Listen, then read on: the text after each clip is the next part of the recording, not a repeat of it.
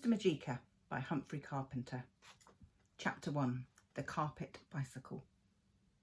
It was Monday morning. It was pouring with rain, and it was everyone's first day back at St. Barty's primary school after the Christmas holidays. That's why Class 3 were in a bad temper. Pandora Green had been rude to Melanie, so Melanie was crying, although Melanie always found something to cry about.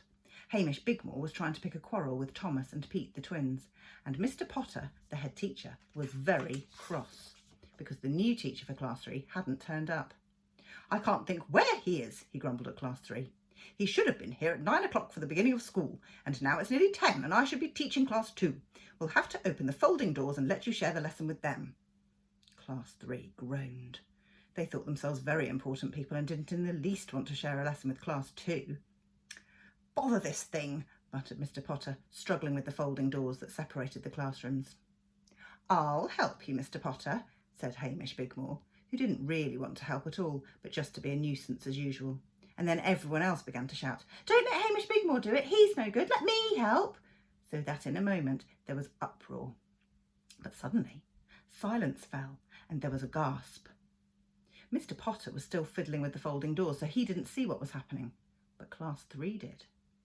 One of the big windows in the classroom slid open all by itself and something flew in. It was a man on a magic carpet. There could be no doubt about that.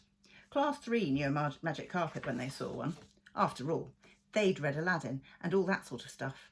There are magic carpets all over the place in Aladdin. But this wasn't Aladdin. This was St. Barty's primary school on a wet Monday morning, and magic carpets don't turn up in schools. Class 3 knew that, so they stared.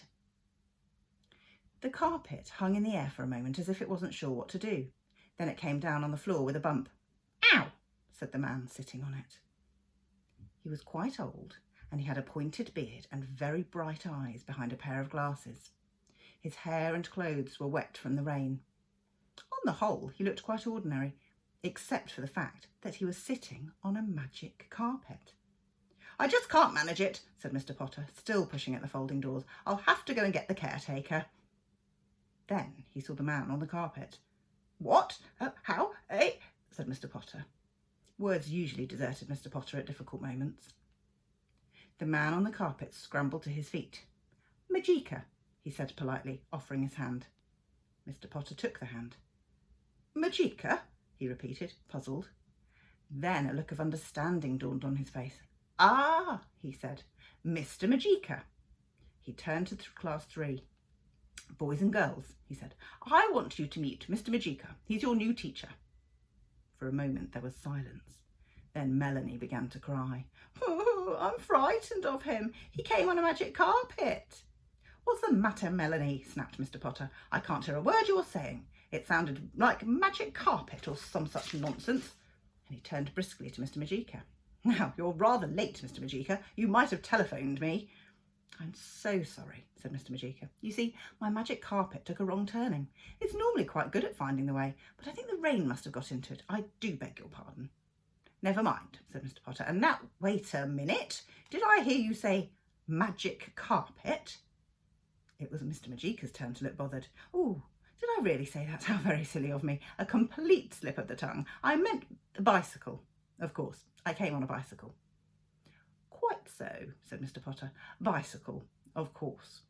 His voice tailed off. He was staring at the magic carpet. "What's that?" he said rather faintly.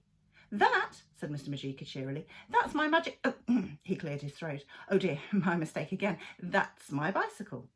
And as he said these last words, he pointed a finger at the magic carpet.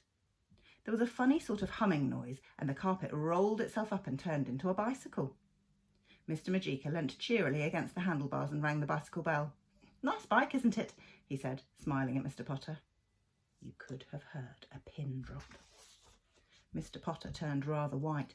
I don't think I feel very well," he said at last. I don't seem to be able to tell the difference between a carpet and a bicycle." Mr. Majika smiled even more cheerily. "Never mind, a very easy mistake to make. And now I think it's time I begin to teach our young friends here." Mr. Potter wiped his forehead with his handkerchief. "What? Oh, yes, of course," he muttered faintly, backing to the door. Yes, please do begin." I can't tell a bicycle from a carpet, he mumbled to himself as he left the room. Now then, said Mr. Majika to class 3, to work.